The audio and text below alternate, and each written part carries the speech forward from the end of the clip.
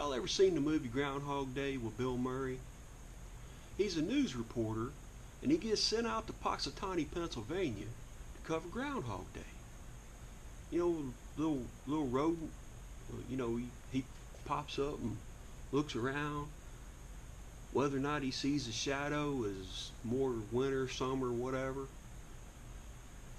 Only every time he wakes up, it's the same day, over and over and over again. It's kind of like that here at Hoss and Pfeffer Garage lately. It's like a couple of things that we just keep having to do over and over and over again. Got the hubs on OG73, keep making a racket. Got the intercooler tube on Blackjack, keeps popping off. It's like deja vu all over again. So, welcome to Groundhog Day at Hoss and Pfeffer Garage.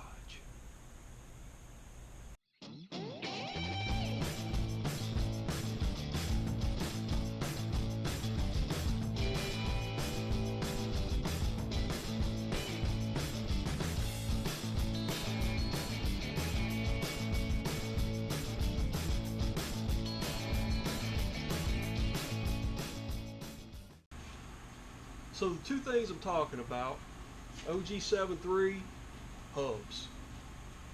This hub, I've replaced it. I've replaced both hubs. They're still the notorious noise. That's the technical term for it. You know, we talked about the tires. They're shot. This one, so the other three are like 10 years old. This one's only a couple years old, but they're all whack, right? So maybe that's it. But then, who knows, right? I mean, it's not uncommon to get bad parts nowadays, even from quality manufacturers and vendors. And nowadays, they're just trying to pump these things out as fast as they can, and you know, sometimes you get a bumper. Maybe that's it. I don't know. So Groundhog Day task number 1 is going to be the hub. We're going to bust it down. We're going to take a look at it again. We're going to see what, if anything's going on. Groundhog Day task number 2, Blackjack. Intercooler tube. Again. Popped it off. Had the new Sinister cold side tube. Things are looking good. Went to leave work. Pow! Popped right off. So, we're going to delve into that today as well.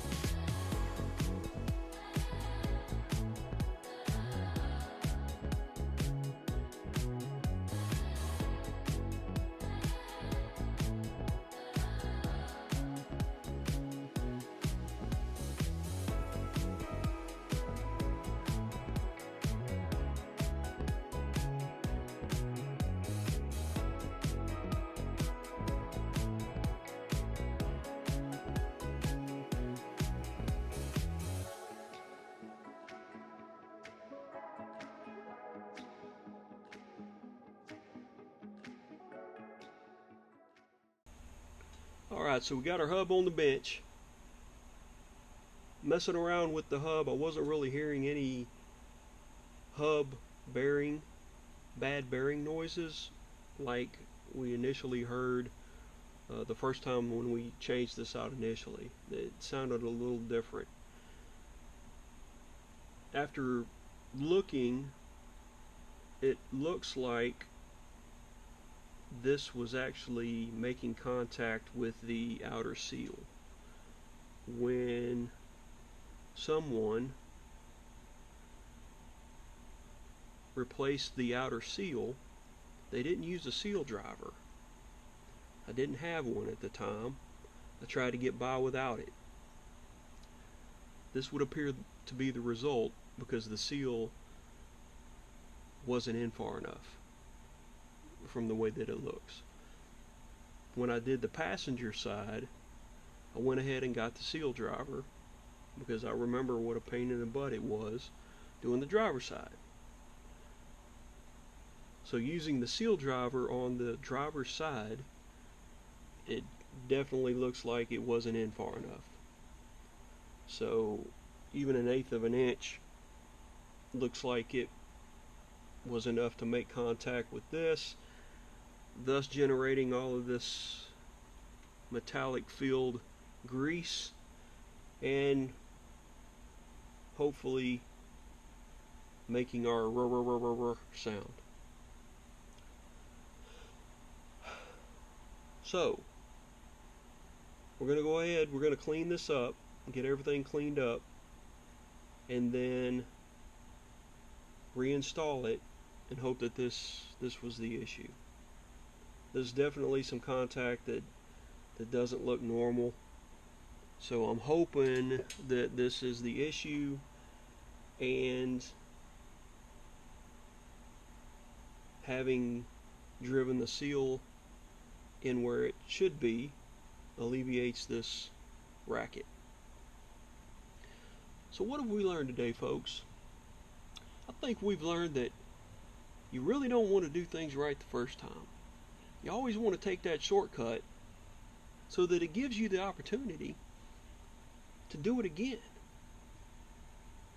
Look at everything we've learned today. We've learned what happens if you don't get a seal in far enough.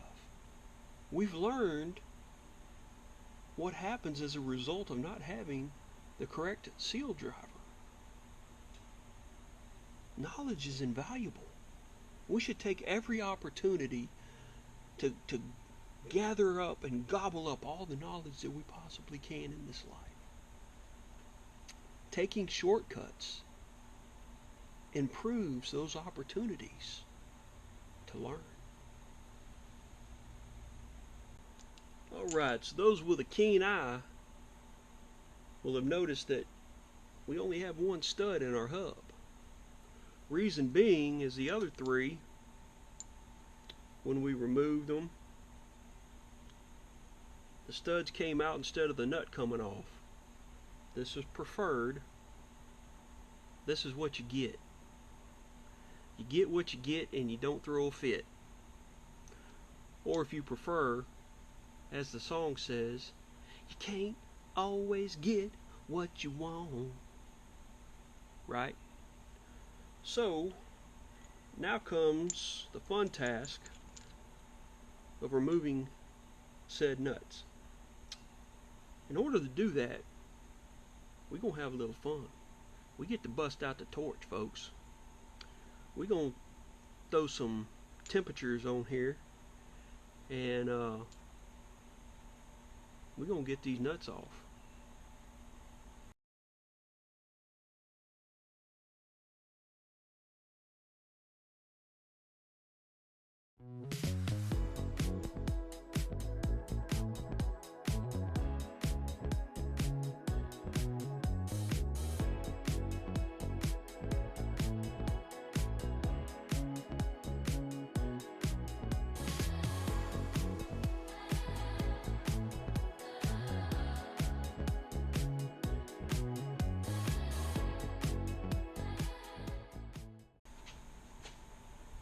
Alright, so we may or may not have needed the heat, but why not, right? We're going to let these cool and get them installed in our hub and get our hub back on. Don't forget the importance of the safety rag, folks. While using the safety rag, nothing bad can happen to you.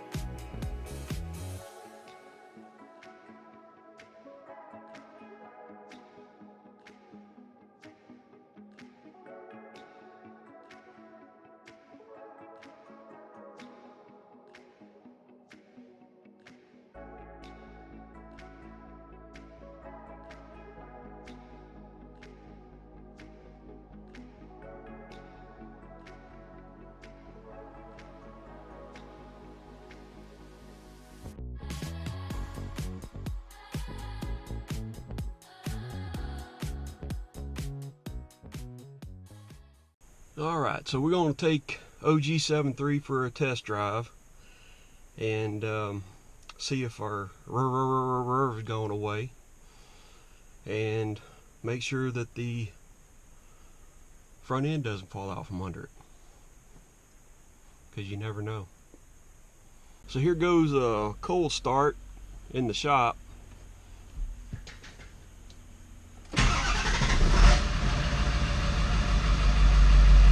Makes you smile, don't it?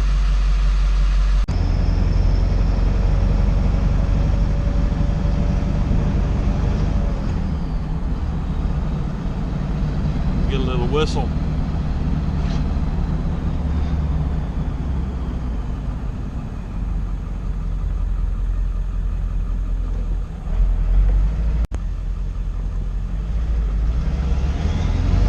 Alright folks, here we go. So the racket usually happens around 45 miles an hour.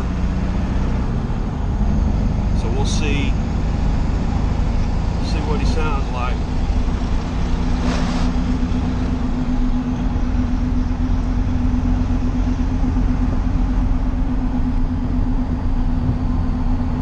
Still a little bit.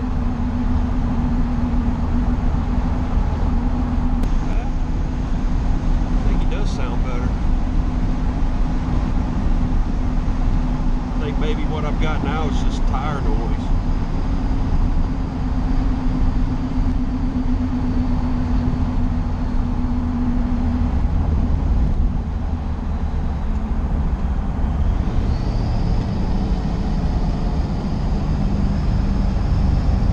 I gotta say though,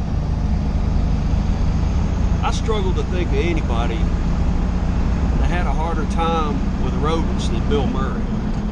You know? I mean, between the groundhog and the gopher, and he had it rough.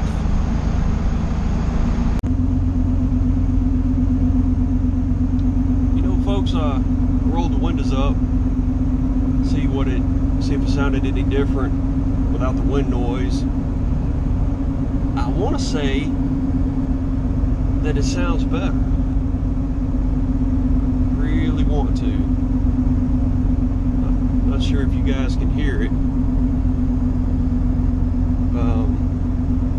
You know, I don't know, some of that having the contact on the seal, if some fine particles of metal ended up in some bearing somewhere, or whatnot, but my ABS light is still on. Check that connection when we get back, but I don't know, maybe it's my tires, but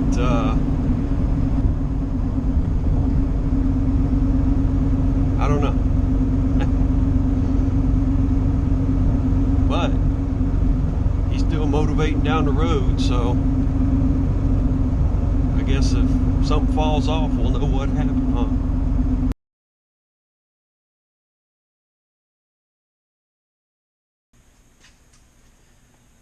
So part 2 of Groundhog Day. Yes we are. We're about to pull the intercooler again. Blackjack popped off the cold side again. I'd probably have to take my shoes off to count how many times we've done this now, but we're going to do it again. Thought maybe I might take a look at the throttle valve. Maybe thinking maybe that is slamming shut and causing extreme pressure. It modulates based on how much air it wants to pull through the EGR. With 32 to 34 pounds of pressure, maybe it's getting slammed shut. I don't know. I'm grasping at straws here. But we're going to pull off the intercooler again. We're going to affix our boot This time I'm going to put 2 clamps on it, reinstall it, modify the throttle valve. I don't know why they call it that, but diesels don't have throttle bodies, but whatever. Or maybe I'm wrong, which is probably more likely. However, it does not negate our situation. So whatever that contraption is called, it's going to get modified today. So we're going to get started. You guys know the drill. We're going to get our coolant drained. We're going to get our battery out. We're going to get our hoses disconnected. We're going to pull our intercooler out. Going to get it over there on a bench. We're going to try to do some wizardry and so that it stays on. Then I'm going to pull the throttle valve, whatever, Dumaflachi, whatever. I'm going to pull that thing off, get it over there on a bench, and it's going under the knife today, folks. I don't know what it's going to end up like at the end of the day, but it ain't going to look like it does now. I promise you that.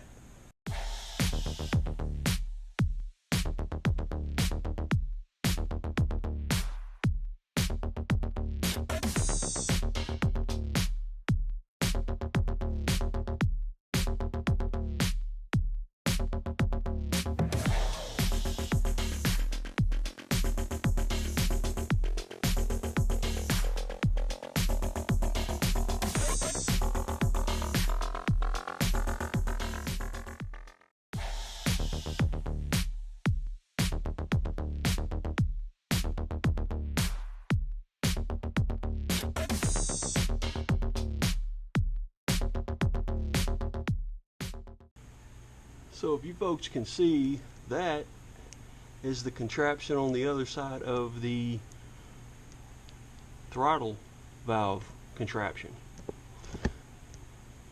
That's where your EGR gases come in, and it's vented here. It's behind this, and that's how it as the valve closes, it draws more in through that way as opposed to this way, also blocking your boost. Yeah. And here is our valve. So your tube comes in here from your cold side of your intercooler, and then this is what actually it rotates this way. So I mean, it can completely shut off your intake boost. So you can see how easy I'm pushing that. I don't know if 30 plus pounds of boost would force that shut or not, but there are some screws, and the little doubles, they put the screw heads on the opposite side, so you have to remove this valve in order to get to those screws to remove the plate. So essentially what I'm going to do is just try to remove this plate. I think it slips over. I may have to remove this whole valve assembly to get that to get all that out. We'll see how it goes.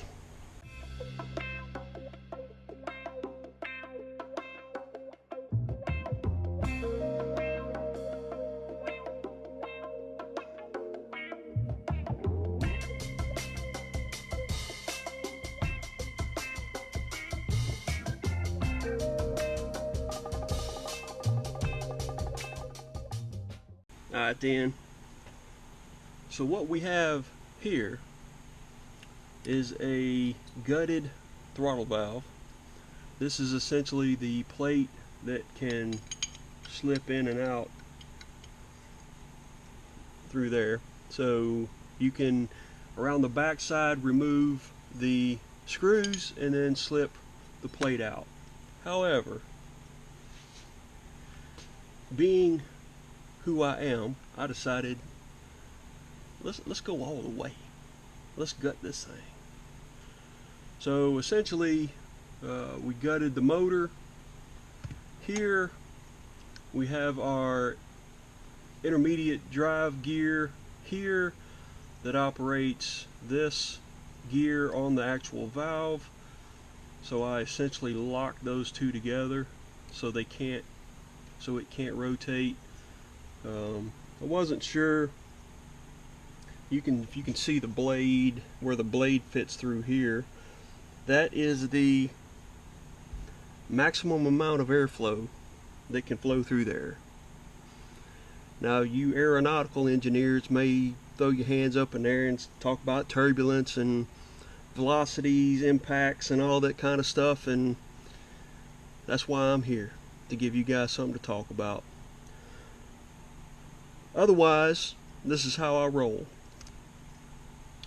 So now everything's locked in place. I don't have to worry about this turning or causing weird stuff. It's locked in. So now I'm just going to put the cover back on, install it, and see what happens. Okay, double clamps.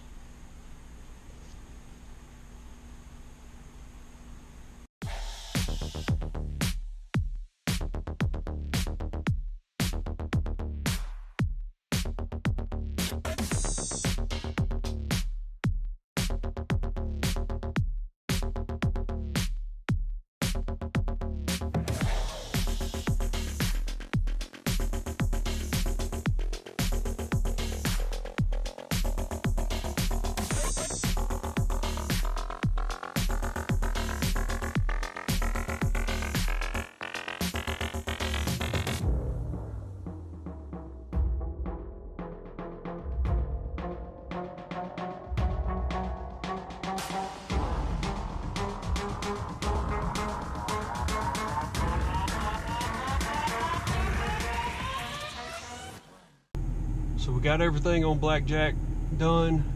Gonna go for a test drive. He's running. So I guess that's a start, right? Here we go. So far, just normal driving. We're okay. Hit about 20 pounds.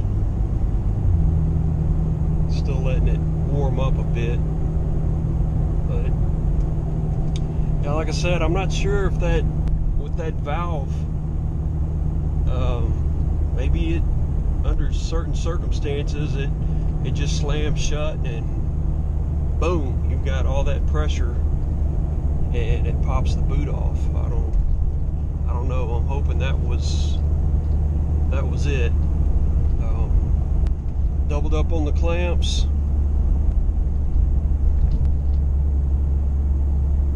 I don't know, man. We'll see.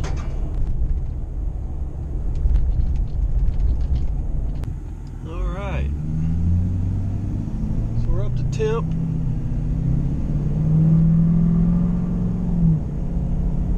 It's about 25 pounds. It's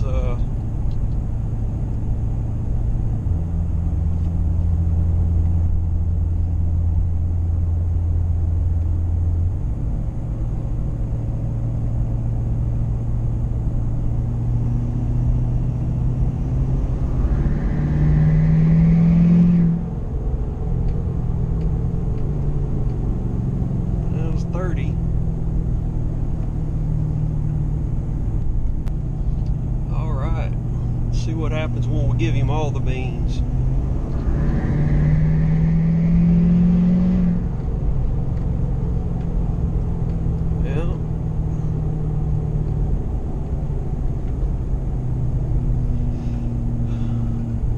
So far, so good. We'll see. I thought we were good before, many times, but I don't know, maybe this is the combo that sticks. We'll see, right? Well, that does it for this time on Hasselpfeffer Garage. We got our hub looked at on OG73. We did find that seal that wasn't in all the way, making some contact. Got that squared away. Still making some noise. Maybe it's the tires. We're just gonna roll with it. Blackjack, we got our intercooler tube back on. We got our throttle valve gutted. So if that was causing a problem, it's not going to anymore. So hopefully that concludes Groundhog Day. But then we're not really going to know till we wake up in the morning, are we? I might be doing this all over again. In any case, please like, share, and subscribe, and we'll catch you next time. Ka-chow!